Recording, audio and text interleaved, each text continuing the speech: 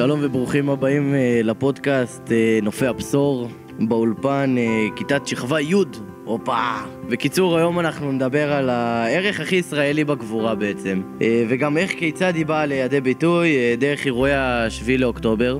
אנחנו משדרים עכשיו, אבל אתם זוכרים, בדיוק לפני שנה חווינו רגעים של כאב ופחד לאי ודאות, אך דווקא ברגעים החשוכים הללו ניצחה גבורה מדהימה שבאה לידי ביטוי בכל פינה.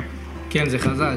אבל רגע, חשוב לי גם להגיד, הגבורה הזאת לא הייתה רק של חיילים ושל אנשי ביטחון שנלחמו. היא הייתה נוכחת גם בין אנשים רגילים, אבות, צעירים ומבוגרים שבחרו לעמוד יחד מול האתגר. אני חייב להגיד לכם שבאופן כללי אנחנו חייבים לזכור שהגבורה של ה7 באוקטובר הייתה בביטוי של רצון להיאבק על החיים, על חברים ועל ערכים שלנו. היא באה לידי ביטוי בהחלטות קטנות ובנכונות להושיט יד ובחוסן פנימי שאפשר לאנשים להתאחד ולפעול יחד. אז יאללה, מתחילים.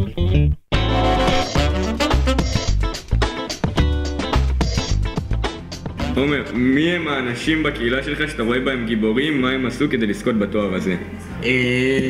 אנשים שאני רואה אותם גיבורים זה אח שלי ואבא שלי, שב7 לאוקטובר אבא שלי יצא להילחם ואח שלי היה בבסיס והוא נשבר נפשית על זה שחבר הכי טוב שלו נרצח, וככה קיבלתי את אח שלי ואת אבא שלי על זה שהם גיבורים. אני מכריז אותם כגיבורים שלי כי הם נלחמו על זה ואני רק ישבתי בממ"ד והם כל הזמן התקשרו לדאוג שאנחנו בסדר.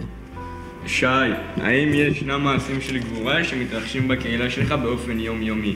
תן דוגמאות למקרים שבהם האנשים עזרו לאחרים. תשמע, בעיקרון אני לא כל כך מפותח בקהילה, אבל מה שאני יודע, חבר קבוצה של אבא שנרצח והוא כן עזר למשפחה וניחם אותה, מה שאני יודע. אז זה גם מעשה. נוראי, כיצד הגבורה של האנשים בקהילה משפיעה על תחושת האחדות בקהילות? האם זה מחזק את הקשרים ביניכם? וואלה, כן. אני לא... אתה יכול לספר על מפגש קהילתי שיש לכם? זה חיזק אותך? הלכתי להיפגש עם כמה אנשים שנרצחו, עם המשפחות שלהם, עם סבתא וסבא שלהם, והמשפחות שלהם באמת היו מפורקות. קשה לראות אותם שפתאום נכדים שלהם, אבא של הבן שלה נרצחו, וזה קשה לראות את זה, אבל עדיין כשבאנו לחזק אותה ולדבר איתה ולהגיד לה שזה בסדר והכל יעבור, אז ראינו אותה שהיא באמת קצת הייתה יותר טובה ונרגעה.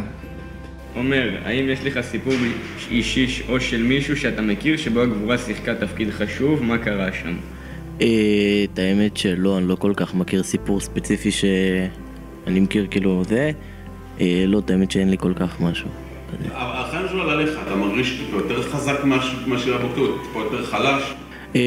את האמת אני מרגיש יותר חזק, אני מרגיש שכל התקופה הזאת שלא היינו באזור הבנתי באמת מי אני גם, והשתניתי לטובה והבנתי שצריך להיות אחד בשביל השני פה, ורק זה יעזור לנו באמת. וכן, זהו בערך. שלום לאור.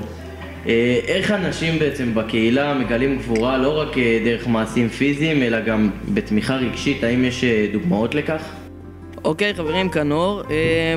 בנוגע לשאלה, כן יש איזושהי עזרה נפשית, אישית יותר, ויש מקומות שמועדים לכך כמובן, ויש גם חברים שנותנים לך עזרה רגשית ופיזית, ואתה צריך לדבר בשביל להתחזק יותר. תגיד, האם יש לך סיפורים אישיים או של מישהו שאתה מכיר שבו הגבורה שיחקה תפקיד חשוב? מה קרה שם בעצם? אין לי הרבה סיפורים, אבל אני יכול לספר על הסיפור שלי יותר. כל השביעי היינו בממ"ד וזה היה מפחיד. וברגע שיצאנו מהממ"ד הלכנו ישירות לגן יבנה במקום לאילת. היה לנו בית בגן יבנה. וזה היה קשה, כי לא ראיתי חברים ולא ראיתי אף אחד באמת באזור 4 חודשים, וכן, זה היה קשה. תודה אור. עכשיו אנחנו נעבור לעידן בעצם. מה נשמע עידן? שלום, הכל בסדר. טוב, אז יש לי שאלה אליך כזאתי. האם אתה חושב שאירועי 7 לאוקטובר בעצם ישפיעו לך על העתיד? כי בסופו של דבר זה אירועים מאוד גדולים ומאוד קשים לכולנו. גם כאלה שלא עברו את זה וגם כאלה שעברו את זה, זה היה אירועים מאוד מאוד קשים לכולנו. אתה חושב שזה ישפיע על העתיד שלך בעצם? כן ולא. מה זאת אומרת?